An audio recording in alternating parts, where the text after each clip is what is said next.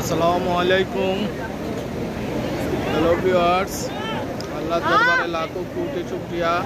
আজ শুক্রবার দিন পবিত্র উমরা হজ পালন করলাম। সবাই দোয়া করবেন।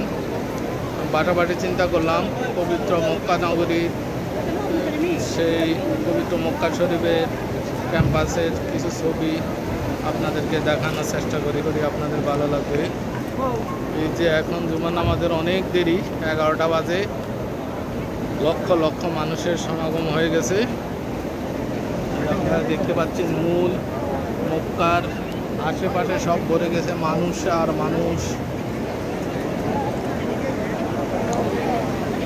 এবং হাজার হাজার মানুষ স্রোতের বেগে আসছে। মাত্র 11টা বাজে এখন, আপনারা দেখতে পাচ্ছেন।